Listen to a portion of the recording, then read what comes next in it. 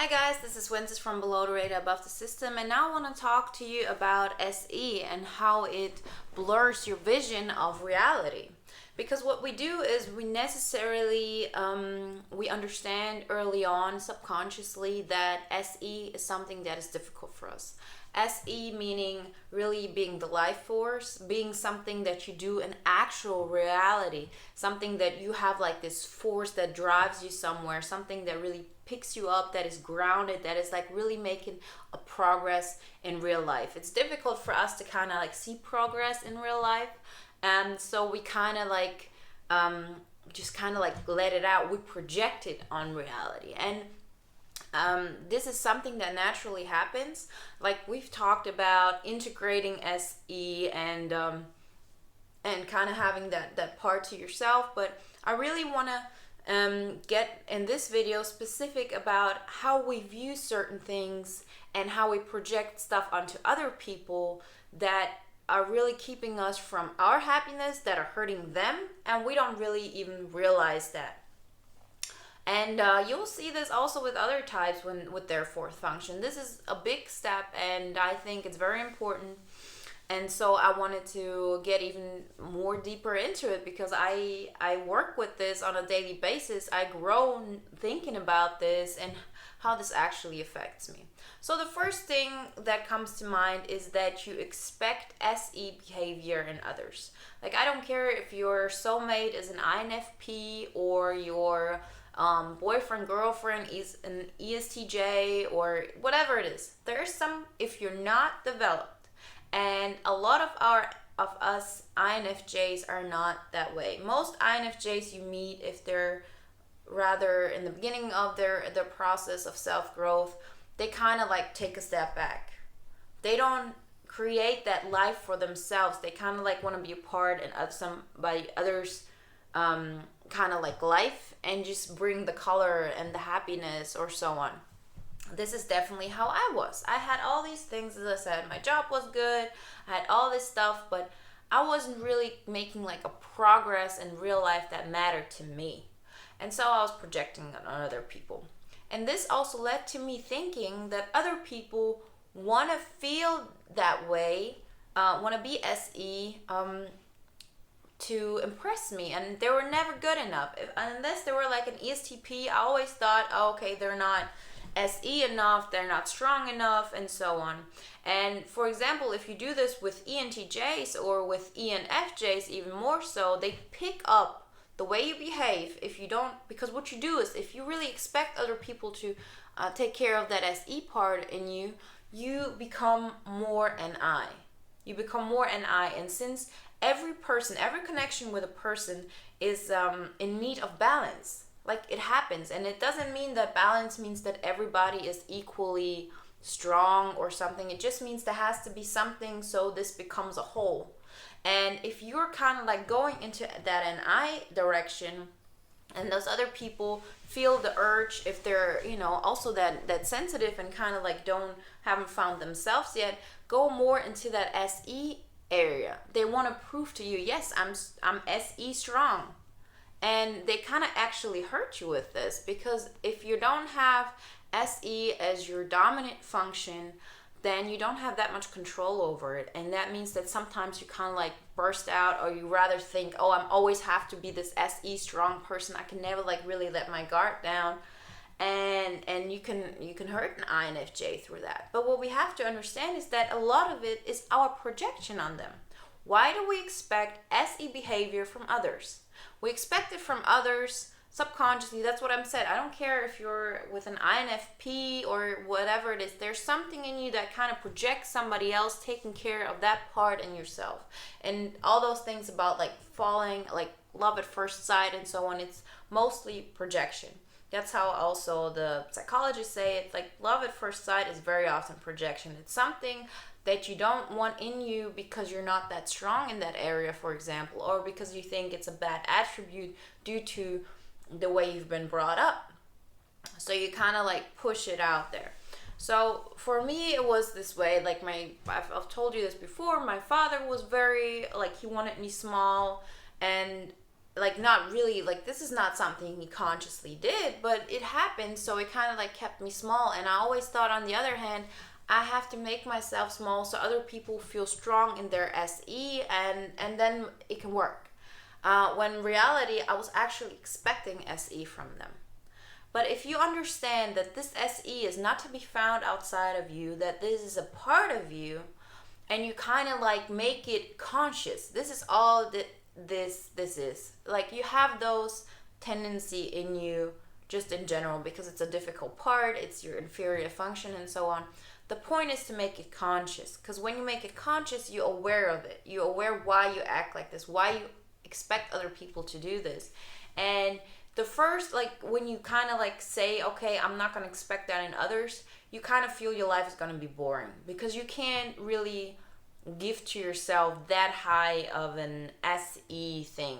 Like, you're not, if you look at ESTPs, they get into these crazy situations. I mean, just like really adrenaline rush and so on. And we kind of always want to be close to that in some area. We're never really completely fine with having a life where there's no tension, no intensity, nothing like this. Like, the SE and I world is about, like intense feelings, about power struggles and so on. And it doesn't have to be something that, it's not like you have to go and fight, but just in general, having some kind of excitement in your life. So the moment you realize that you're projecting and expecting that from other people, you understand how this is actually manipulating your own desires. Because, for example, if you expect other people to be as SE, you're kind of like holding yourself back. That's a reason, because you think, oh, I can't be more SE because then other people will feel weak. Well, no, they won't feel weak because they're not you. They're not you. Like, you don't have to, if somebody has SE strong in them, they will keep doing it. And if it's like somewhere below or it's subconscious or whatever, they don't need to be SE to feel strong or to be a strong person.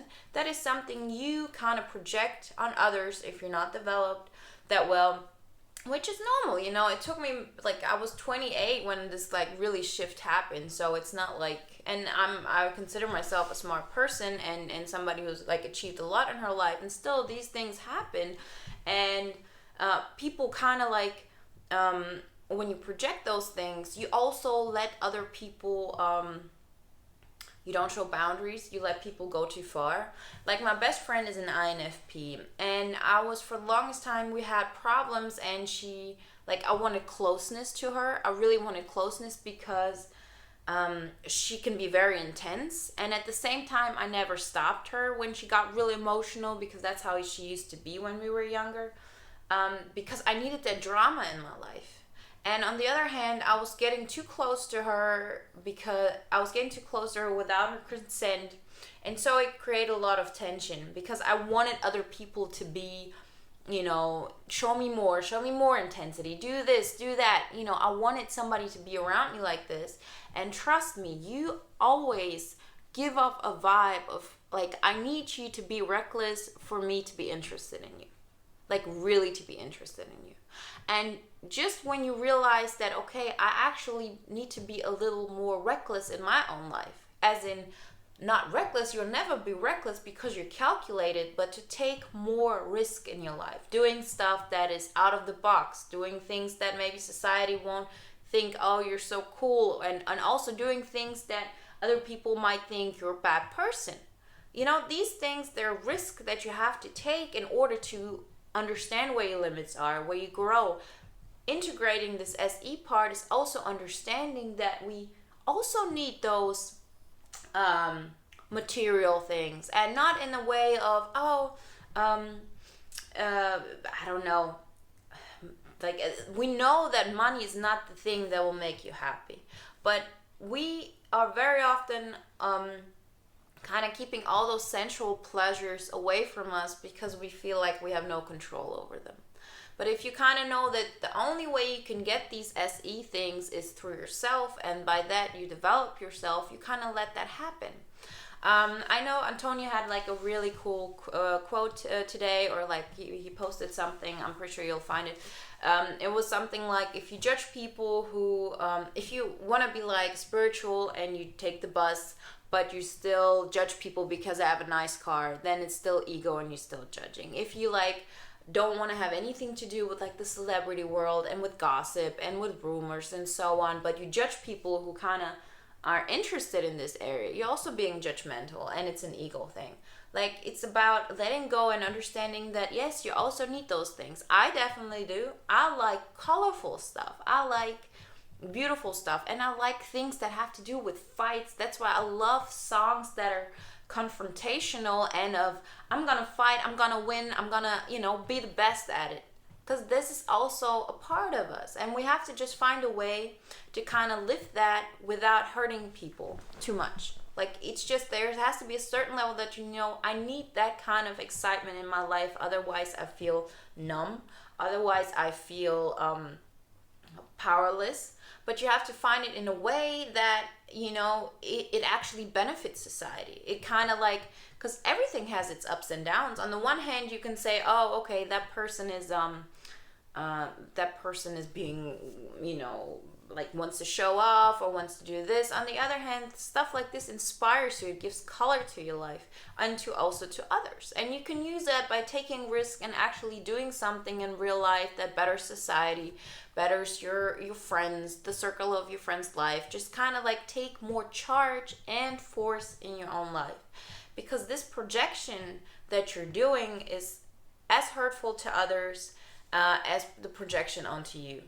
And you'll see this, like, if you have like this INFJ, they kind of like projected their complete TI on me completely. And I thought, I have to be quiet, I have to be completely cold, because otherwise they feel uncomfortable. And they were just doing that because TI is difficult for them. So they kind of like project it outwardly.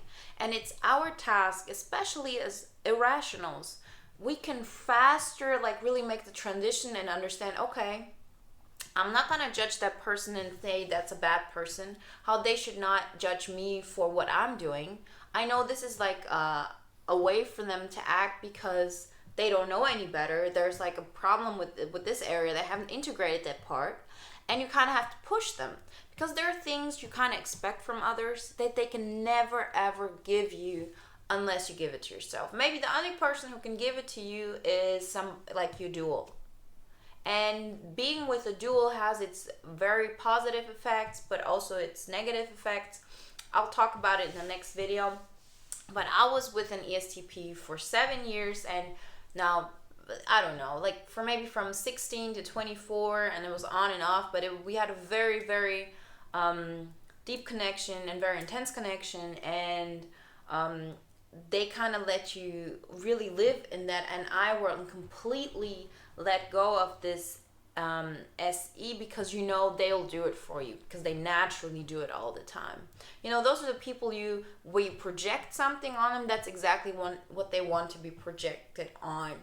But in most cases, it's not that way. And if you really want to feel alive, and even if you're with an ESTP, it is the best feeling to kind of integrate that part in you and to work on that part, because then you always have excitement in your life.